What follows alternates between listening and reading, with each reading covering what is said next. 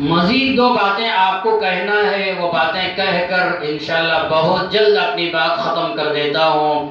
تیسری بات مجھے عرض کرنا ہے، رمضان ختم ہو رہا ہے، رمضان کے بعد کیسی زندگی گزارنا چاہیے؟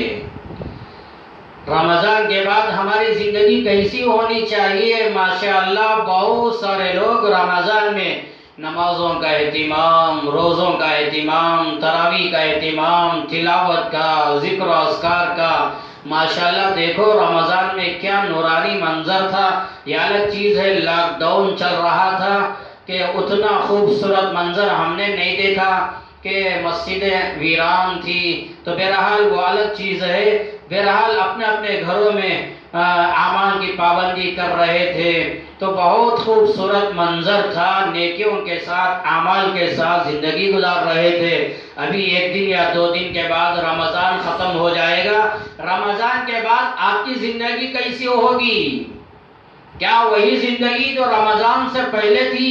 رمضان سے پہلے نہ نماز، نہ تلاوت، نہ ذکر و اذکار، نہ زبان پر سچائی، نہ امانت داری۔ رمضان آیا ماشاءاللہ جھوٹ بولنے سے ڈرنے والے، گالی دینے سے ڈرنے والے، ٹی ویاں آن کرنے سے ڈرنے والے، فلمیں دیکھتے ہوئے ڈر جانے والے، اور دل میں ارادہ کہ ہرگز گانے نہیں سنوں گا، فلم نہیں دیکھوں گا اور کسی کو تکلیف نہیں دوں گا۔ تو رمضان آیا، دل میں ڈر پیدا ہو گیا، گناہوں سے بچ گئے۔ اور رمضان سے پہلے کیسی زندگی، اب رمضان کے بعد کیا ہوگا؟ کیا وہی زندگی رمضان کے بعد بھی جو رمضان سے پہلے تھی؟ کہ رمضان سے پہلے نہ نماز نہ تلاوت، کوئی عمل نہیں، گناہوں میں زندگی۔ اسی طرح رمضان کے بعد پھر کیا وہی، جیسے ہم کہتے ہیں کتے کی دم جیڑی کی جیڑی رہتی ہے، کیا ہماری زندگی بھی ویسی ہی ہوگی کہ رمضان سے پہلے ویسا ہی سود کے نام پر، فنڈوں کے نام پر، چٹھیوں کے نام پر حرام پیسہ کھایا کرتے تھے، حرام پیسہ اپنے بیوی بچوں کو کھلایا کرتے تھے، سود سے توبہ نہیں کیے، فنڈوں سے توبہ نہیں کیے، فنڈ میں جا کر، چٹھیوں میں جا کر 1 روپیہ 1 لقمہ کھانا 36 مرتبہ، 30 کو 6 مرتبہ زنا کرنے سے بڑا گناہ ہے۔ اللہ کے نبی صلی اللہ علیہ وسلم نے بیان فرمایا، جو 1 پیسہ سود کا کھاتا ہے گویا وہ اپنی ماں سے زنا کر رہا ہے۔ اتنا بڑا جرم، اتنا بڑا گناہ رمضان سے پہلے ہم کر رہے تھے، کیا رمضان کے بعد بھی فنڈوں میں جا کر، چٹھیوں میں جا کر اور لون کے نام پر پیسہ لے کر کیا وہی حرام کی زندگی گزاریں گے؟ یا یہ کہ رمضان میں جیسی زندگی گزاری ماشاءاللہ کچھ نہ کچھ تقوی، کچھ نہ کچھ نمازیں، تلاوت وغیرہ، کیا ایسی زندگی گزرے گی؟ سوچنا چاہیے۔ رمضان کے مسلمان نہ بنو، موسمی مسلمان نہ بنو، بلکہ زندگی بھر کے مسلمان بنو۔ رمضان کے تقوی والے نہ بنو، زندگی بھر کے تقوی والے بنو۔ رمضان کے بعد بھی نمازوں کا اہتمام، تلاوت کا اہتمام، سچائی کے ساتھ، امانت داری کے ساتھ زندگی گزارو۔ رمضان سے پہلے تجارت میں ڈنڈی مار کر کمانے والے، حرام کھانے والے، کیا رمضان کے بعد بھی ویسا ہی کاروبار کریں گے؟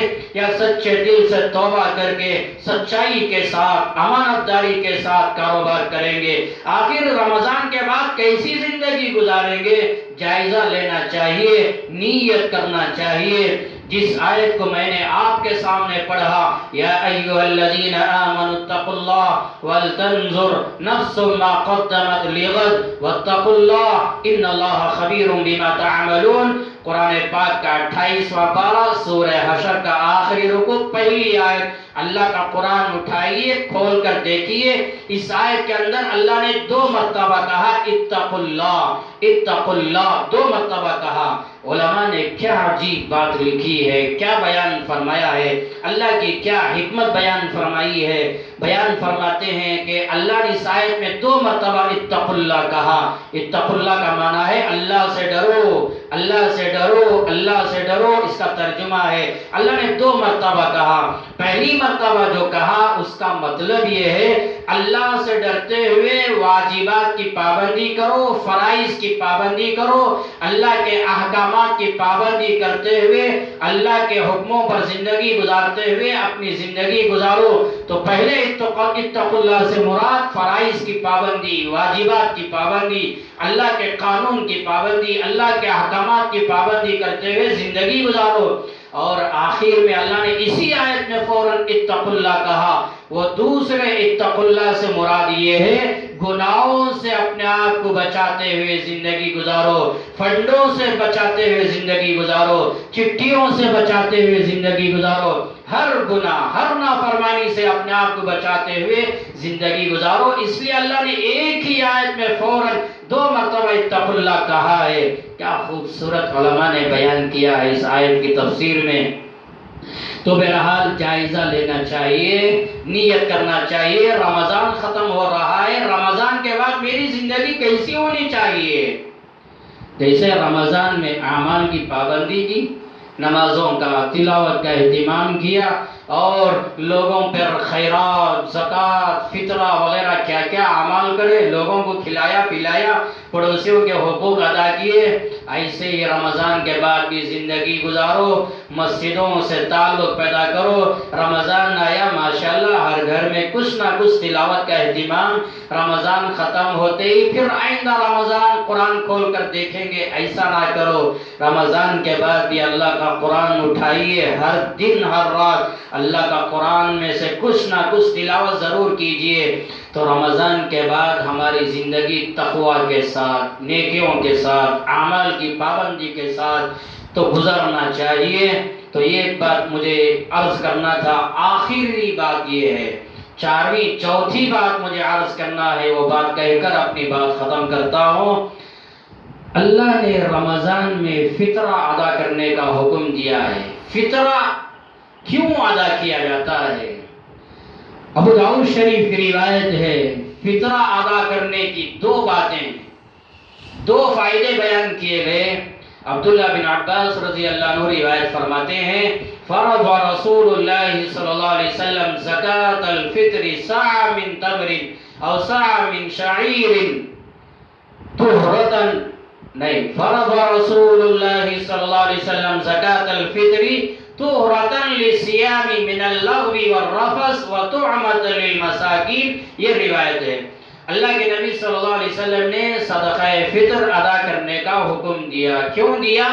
2 فائدے بیان فرمائے۔ ایک فائدہ یہ ہے کہ صدقہ فطر ادا کرنے سے تمہارے روزوں میں جو کمی ہو گئی، جو کوتاہی ہو گئی، جو نقص پیدا ہو گیا، بیکار باتیں، بیکار بیہودہ کام کرنے کی وجہ سے، نامناسب حرکتیں کرنے کی وجہ سے تمہارے روزوں میں جو کمی پیدا ہو گئی، یہ صدقہ فطر ادا کرنے سے وہ روزوں کی کمی ختم ہو جاتی ہے، روزوں کی صفائی ہو جاتی ہے، روزے پاک صاف ہو جاتے ہیں۔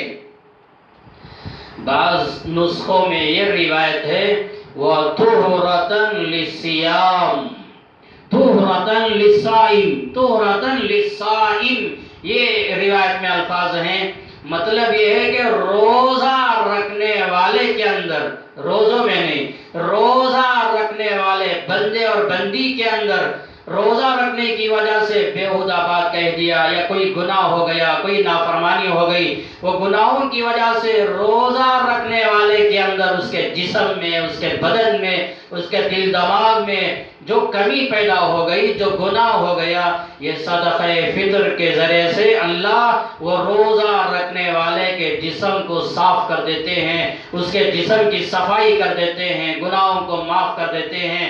تو 2 باتیں ہو گئی، ایک تو یہ کہ صدقہ فطر ادا کرنے سے یا تو روزوں کی صفائی، یا یہ کہ روزہ رکھنے والے کے جسم کی صفائی، یہ دونوں روایت کے الفاظ ہیں۔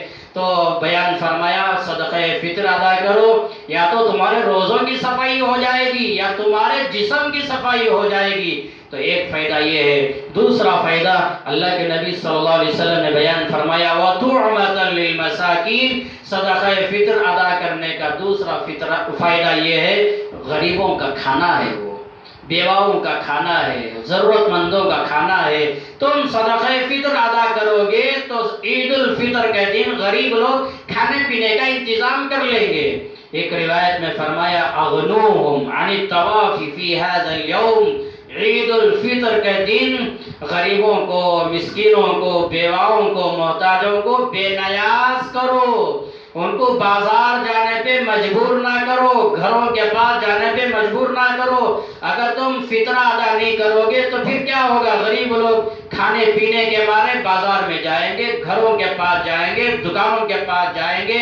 اس لیے اللہ کے نبی نے بیان فرمایا فطرہ ادا کر کے کم سے کم عید الفطر کے دن ان کو بے نیاز کرو، گھروں میں رہنے کی ترغیب دلاؤ کہ وہ بھی کچھ کھا سکیں، کچھ پی سکیں.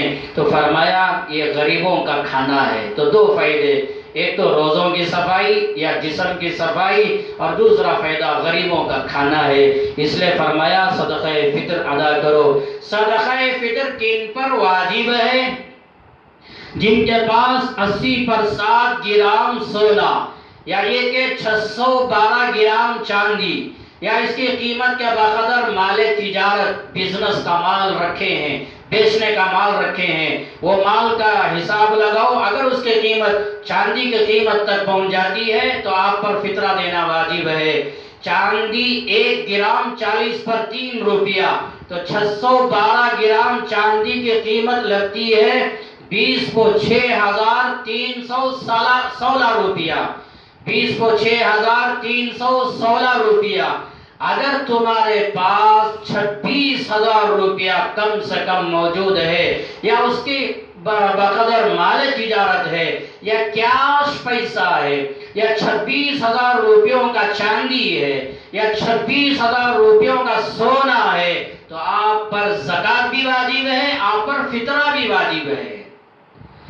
زکوٰۃ میں یہ چیزوں کو دیکھا جائے گا، فطرہ میں اور چیزوں کو بھی دیکھا جائے گا. مثال کے طور پر آپ کے گھر میں سونا ہے، چاندی ہے، کیش پیسہ ہے، یہ تو دیکھا جائے گا. مگر اس کے علاوہ تمہارے گھر میں لاکھوں روپیوں، لاکھوں کروڑوں روپیوں کا اپنی ذات کے استعمال کے لیے فرنیچر رکھا ہوا ہے، بہترین کمپیوٹر، لیپ ٹاپ رکھا ہوا ہے، اور بہترین سواریاں، کئی ٹو ویلر وغیرہ، اور تمہارے پاس بہترین لاکھوں روپیوں کے لباس ہے پہننے کے لیے. ان چیزوں کا حساب نہیں ڈالا جائے گا زکوٰۃ میں. اگر یہ چیزیں بھی ہیں تب بھی ان چیزوں پر زکوٰۃ واجب نہیں ہے، مگر فطرہ واجب ہے. یہ چیزوں کا بھی حساب ڈالیں گے.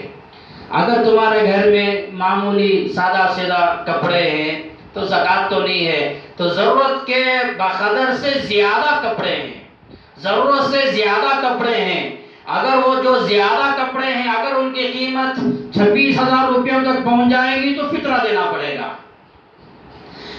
ایک گھر ہے رہنے کے لیے، اس کے علاوہ ایک اور گھر ہے کرائے پر دیے ہیں، تو دوسرے گھر پر زکوٰۃ تو نہیں ہے، مگر دوسرا گھر رہنے کی وجہ سے آپ پر فطرہ واجب ہے.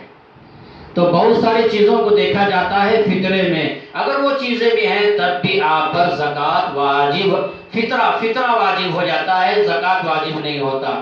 اور زکوٰۃ ادا کرنے کے لیے سال گزرنا مال پر ضروری ہے، مگر فطرہ ادا کرنے کے لیے مال پر سال گزرنا کوئی ضروری نہیں. ابھی عید الفطر آئے گی اتوار کے دن یا بہرحال پیر کے دن، جب بھی آئے، اگر آج کے دن تم مالدار ہو گئے، یا ہفتے کے دن تم کروڑ پتی بن گئے، یا یہ کہ 26,000 روپیہ آپ کے پاس مل گیا، تو زکوٰۃ تو واجب نہیں ہے، مگر آپ پر فطرہ واجب ہے. تو ایک دن پہلے بھی اگر مالدار ہو گئے تو آپ پر فطرہ واجب ہے، مگر زکوٰۃ فرض نہیں ہے. اسی طرح زکوٰۃ دینے کے لیے بالغ ہونا ضروری، عقل مند ہونا ضروری، آزاد ہونا ضروری. مگر فطرہ ادا کرنے کے لیے یہ کوئی شرط نہیں ہے. تم آزاد ہو یا غلام ہو، تم بالغ ہو یا چھوٹے بچے ہو. یہاں تک کہ عید الفطر کی رات میں فجر کی نماز کا وقت ہونے سے پہلے اگر کوئی بچہ پیدا ہو گیا، وہ بچے کے نام سے بھی فطرہ دینا. تو زکوٰۃ دینے کے لیے بالغ ہونا، فطرہ دینے کے لیے کوئی شرط نہیں ہے. بالغ ہو یا نابالغ، بڑا ہو یا بچہ، اور دیوانہ ہو یا پاگل، عقل مند ہو اسی طرح آزاد ہو یا غلام، کوئی بھی ہو، ہر ایک پر فطرہ واجب ہو جاتا ہے۔ اللہ کے نبی صلی اللہ علیہ وسلم نے یہ حدیث بیان فرمائی ہے، بخاری میں، مسلم میں، ترمذی میں، ابو داؤد میں، یہ سب روایتیں ہیں، وقت نہیں ہے میں آپ کو پڑھ کر سناؤں حدیث۔ تو بہرحال ان سب کی طرف سے فطرہ دینا ضروری ہے، واجب ہے۔ صدقہ فطر کب واجب ہوتا ہے؟ کب واجب ہوتا ہے؟ جیسے زکوٰۃ واجب ہوتا ہے سال گزرنے پر، یہ فطرہ کب واجب ہوتا ہے؟ تو صدقہ فطر واجب ہوتا ہے عید الفطر میں صبح صادق کے بعد۔ جب عید الفطر کی رات آتی ہے، وہ رات کے اندر جب فجر کی نماز کا وقت شروع ہو جاتا ہے، تو فجر کی نماز کا وقت شروع ہوتے ہی صدقہ فطر آپ پر واجب ہو گیا، تو اس کا وقت وہ ہے۔ اللہ کے نبی صلی اللہ علیہ وسلم نے بیان فرمایا وَأَمَرَ بِهَا أَن تُؤَدَّى قَبْلَ خُرُوجِ النَّاسِ إِلَى الصَّلَاةِ، بخاری میں، ابو داؤد میں وغیرہ یہ روایت موجود ہے۔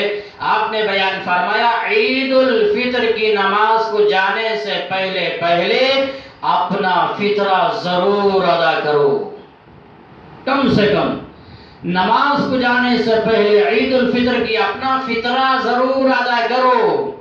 کمانے میں، بزنس میں لگ کر یا اپنے کھانے پینے میں لگ کر دیر نہ کرو، تاخیر نہ کرو، پہلے فطرہ ادا کرو۔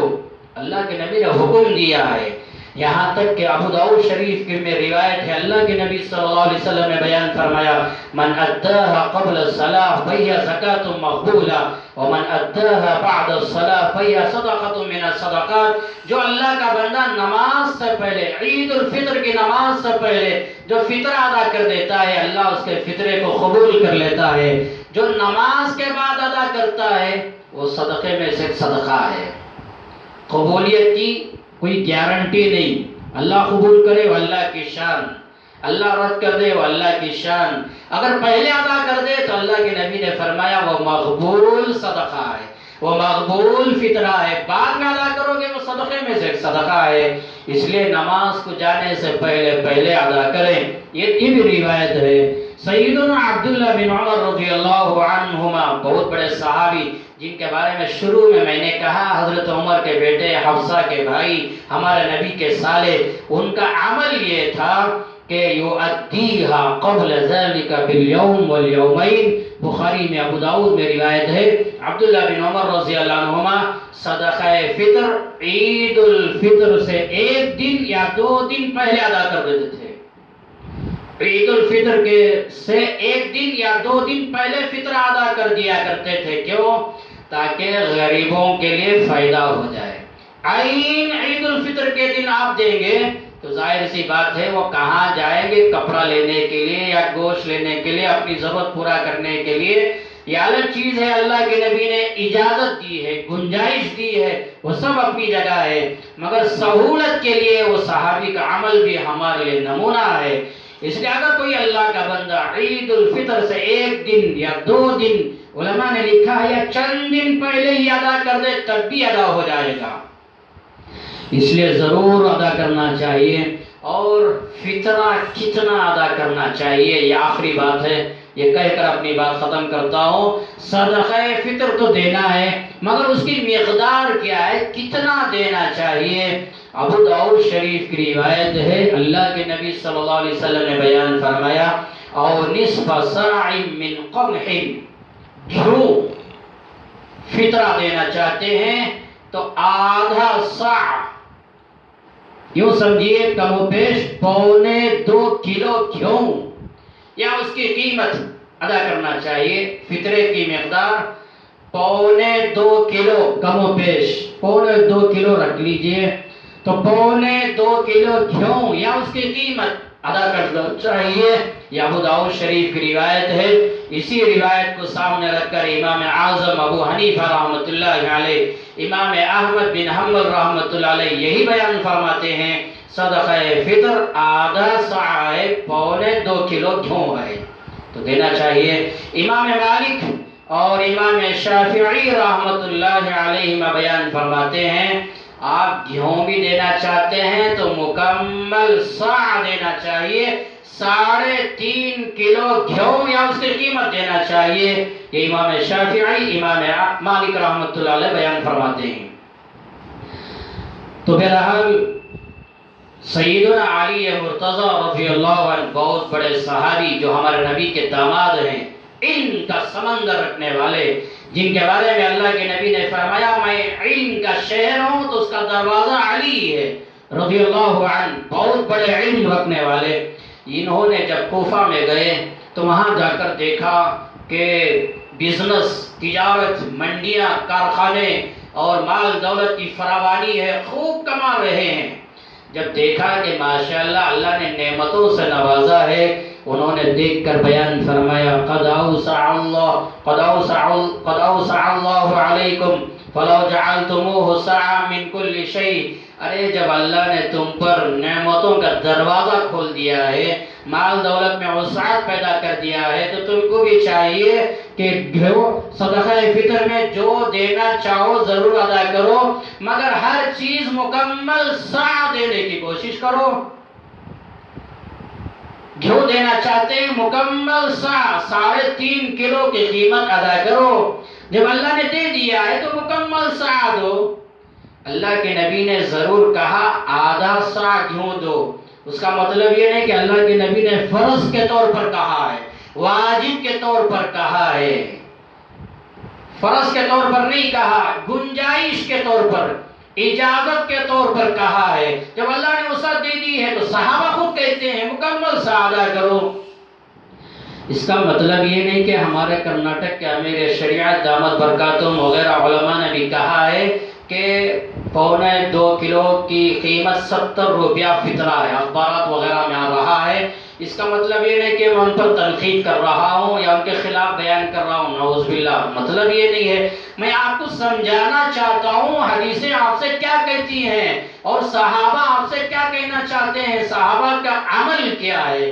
جب اللہ نے وسعت دی ہے تو دل کھول کر خرچ کیجیے.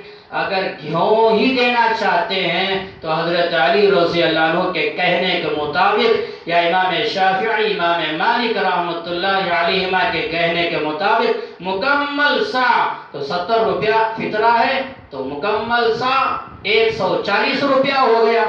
تو 140 روپیہ فطرہ ادا کرو، 70 روپیہ کے پیچھے نہ جاؤ. 140 روپیہ مکمل 3.5 کلو گھیو کی قیمت ہے، وہ ادا کرو. بخاری شریف میں، مسلم میں، ابو داؤد میں، ترمذی میں، نسائی میں روایت ہے. سیدنا ابو سعید خدری رضی اللہ عنہ بیان فرماتے ہیں كنا نعطيها في زمان النبي صلی اللہ علیہ وسلم ساع من طعام او ساع من تمر او ساع من شعیر او ساع من زبیب. صاف روایت ہے. ابو سعید خدری رضی اللہ عنہ بیان فرماتے ہیں کہ ہم لوگ یعنی صحابہ، ہم لوگ اللہ کے نبی کے زمانے میں، اللہ کے نبی بحیات تھے، اللہ کے نبی کے زمانے میں ہم لوگ یعنی صحابہ طعام مکمل 1 ساع، طعام کھانے کو کہتے ہیں. علماء نے لکھا ہے یہاں طعام میں چاول بھی آ گیا، اس لیے کہ ہمارے علاقے میں اکثر چاول کھاتے ہیں. کیوں؟ اکا دکا یا چلو بعض علاقوں میں کھاتے ہیں، تو ہمارے گھروں میں اکثر چاول استعمال کرتے ہیں. تو یہاں طعام میں علماء نے لکھا ہے کہ چاول بھی آ گیا. تو فرمایا طعام کا مکمل ساع، یا یہ کہ کھجور مکمل ساع ہم اللہ کے نبی کے زمانے میں دیا کرتے تھے، یا یہ کہ جو کا مکمل ساع ہم دیا کرتے تھے، اور یا یہ کہ زبیب منقع کشمش مکمل 1 ساع اللہ کے نبی کے زمانے میں ہم دیا کرتے تھے. تو ابو سعید خدری رضی اللہ عنہ بیان فرماتے ہیں کہ صحابہ یہ چیزیں مکمل ساع اللہ کے نبی کی حیات میں، زندگی میں دیا کرتے تھے. تو اس سے پتہ چلا کہ اگر گھیو کے علاوہ یہ دینا چاہیں تو ضرور دینا چاہیے. اس لیے میں ہر سال رمضان کے موقع پر کہتا ہوں کہ جو اللہ کا بندہ 1 نمبر کا مالدار ہے، کروڑ پتی ہے، روزانہ ہزاروں کماتا ہے، اگر وہ اللہ کا بندہ 70 روپیہ دے رہا ہے فطرہ، تو یہ تیری شان نہیں ہے. یہ تیری، اب لوگ کہتے ہیں مالدار ہو کر کہ میں معمولی چیز کی قیمت کھاؤں، یہ میری شان نہیں، ہزاروں روپیہ خرچ کر کے کما کے کھاتے ہیں، چیزیں لے کر کھاتے ہیں، اسی طرح 70 روپیہ فطرہ دیں گے، کیا یہ آپ کی شان ہے؟ اس لیے اللہ نے جن کو خوب مال دیا ہے ان لوگوں سے کہنا چاہتا ہوں کہ یہ لاک ڈاؤن کا زمانہ بھی ہے، لوگوں کو ضرورت بھی ہے، اس لیے دل کھول کر آئیے منقع کی طرف۔ مکمل سا منقع یعنی 3.5 کلو منقع جس کی قیمت ہے 1050 روپیہ۔ 3.5 کلو منقع میں کولر کے حساب سے کہہ رہا ہوں، تو 3.5 کلو منقع 1050 روپیہ۔ تو ایک فطرہ آپ کا ادا کیجئے۔ اگر آپ کے گھر میں 5 لوگ رہتے ہیں تو حساب ڈالیے، ایک آدمی کی طرف سے 1050 روپیہ ہوا تو 5 آدمیوں کی طرف سے کتنا ہوا، تو حساب ڈال کر ادا کیجئے۔ یا 10 آدمی ہیں تو خرچ کیجئے، اللہ دے رہا ہے، اللہ کے نام پہ خرچ کیجئے۔ ماشاءاللہ اس سے بڑھ کر بھی دینا چاہتے ہیں، ایسے لوگ بھی ہیں 1500 دیتے ہیں، 2000 دیتے ہیں، ادا کیجئے، اللہ نے دیا ہے خوب ادا کیجئے۔ تو کم سے کم 3.5 کلو منقع 1050 روپیہ۔ اس روایت میں یہ بھی آیا ہے کہ 1 صاع مکمل کھجور یعنی 3.5 کلو کھجور۔ ہم نے معلوم کیا تو کھجور کی قیمت بھی بڑھ گئی ہے، سوکھا کھجور اس کی قیمت بھی یہی ہے، 3.5 کلو کھجور 1050 روپیہ۔ دونوں کی قیمت برابر ہے کولار میں۔ جو میں نے جانچ کی ہے، میں نے انکوائری کی ہے، تو وہاں سے میں آپ کو سنانا چاہتا ہوں، تو دونوں کی قیمت برابر ہے منقع اور کھجور کی، تو ادا کیجئے۔ یا یہ کہ ہم چاول کھاتے ہیں تو بہترین چاول 1 کلو 70 روپیہ ہے، تو 3.5 کلو چاول کی قیمت لگتی ہے 240 پر 5 روپیہ، چلو 250 روپیہ رکھ لیجئے۔ تو جو بہترین چاول ہے 3.5 کلو جس کی قیمت لگتی ہے 250 روپیہ، کم سے کم اتنا تو فطرہ ادا کرو، کنجوسی پن اختیار نہ کرو کہ ایک اللہ کا بندہ اپنے نام سے 250 روپیہ ادا کرے۔ اگر آپ کے گھر میں 10 آدمی رہتے ہیں، میاں بیوی ماں باپ بچے، تو سب کی طرف سے 250 روپیہ ادا کرو۔ 70 روپیہ ادا کریں گے فطرہ تو ادا ہو جائے گا، مگر سوچئے غریبوں کا، بیواؤں کا، مسکینوں کا۔ مثال کے طور پر کہنا چاہتا ہوں کہ اگر آپ نے 70 روپیہ فطرہ ادا کیے، 70 روپیہ صرف عید الفطر کے دن اپنی بہن کو یا اپنا بھائی جو غریب ہے 70 روپیہ اس کو دے کر آپ عید کی نماز کے لیے چلے گئے، تو کیا ہوگا؟ آپ کی بہن 70 روپیہ لے گی، آپ کا بھائی 70 روپیہ لے گا، تو کیا سوچے گا؟ ارے عید کے دن مجھے 70 روپیہ دے کر گیا ہے۔ ان کی عزت کیا ہوگی؟ وہ دل میں کیا سوچیں گے؟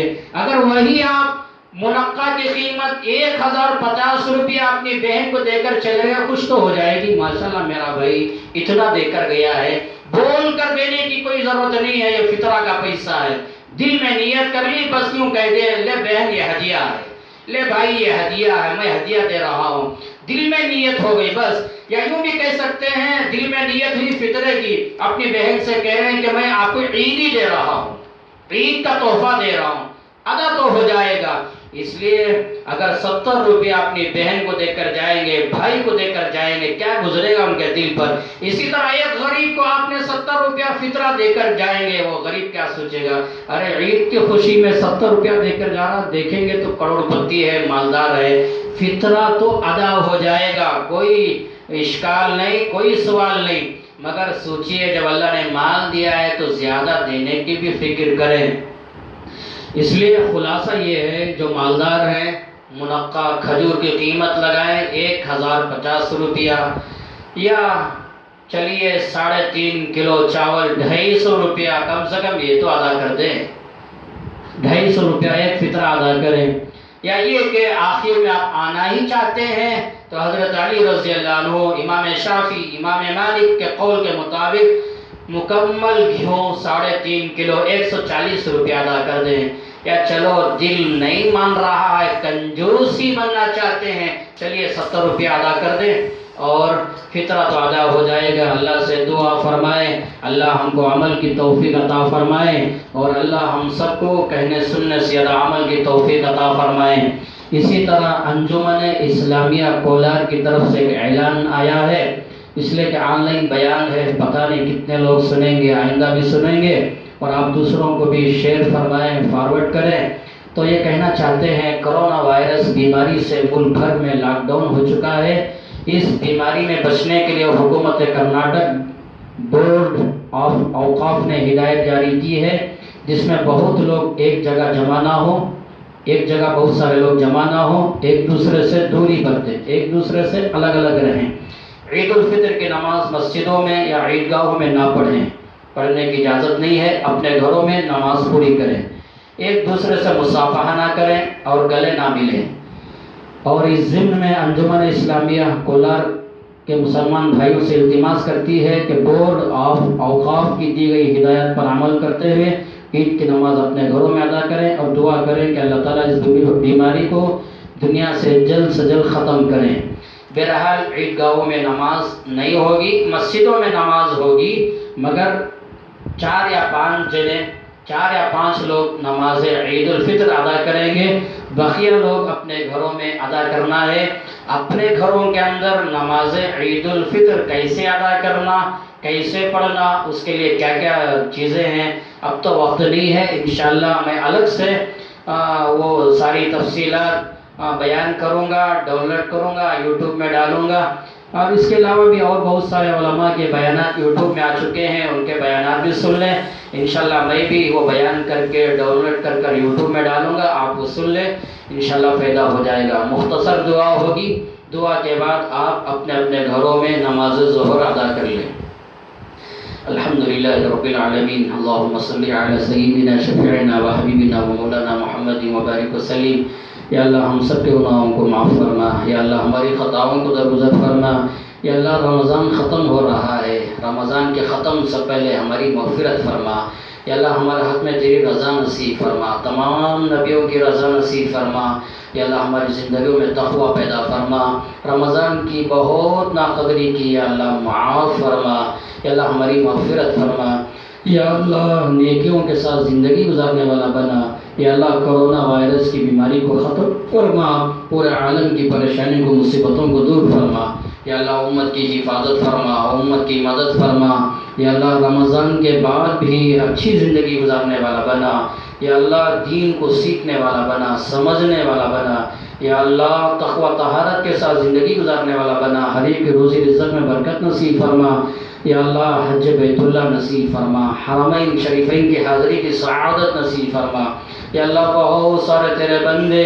جو یہ بیان سنے ہیں یا سننے والے ہیں، پوری امت کے ہر فرد کو حج بیت اللہ نصیب فرما، یا اللہ رمضان کے بعد حج کرنے کے لیے دروازے کھول دے، یا اللہ جو بند ہو چکے ہیں آسانیاں پیدا فرما، مشکلات کو دور فرما، آسانیوں کے فیصلے فرما، یا اللہ تیرے بندوں کو حج کو جانے کے لیے قبول فرما، یا اللہ ہماری جان کو، مال کو دین کے لیے قبول فرما، مسجدوں کی، مدرسوں کی، خانقاہوں کی حفاظت فرما، ہمارے ملک ہندوستان کی حفاظت فرما، یا اللہ ہمارے ملک میں امن و امان کے، سلامتی کے فیصلے فرما، یا اللہ یہ بیان پہنچانے کے لیے، تیرے بندوں تک پہنچانے کے لیے جو بھی تعاون کرتے ہیں، ساتھ دیتے ہیں، ان تمام کی ضرورتوں کو، حاجتوں کو پورا فرما، ان سب کے حق میں آپ کی رضا نصیب فرما، ان سب کو حج بیت اللہ نصیب فرما، دنیا اور آخرت میں کامیابی کے فیصلے فرما، ماں باپ کی خدمت کرنے والا بنا، یا اللہ بہن بھائیوں کے حقوق ادا کرنے والا بنا، جو بیمار ہیں شفا کلیہ نصیب فرما، صحت نصیب فرما، یا اللہ اپنے فضل و کرم سے ہماری دعاؤں کو قبول فرما، وصلی اللہ تعالی علی خیر خلقہ محمد وعلی آلہ وصحبہ اجمعین، والحمد للہ رب العالمین۔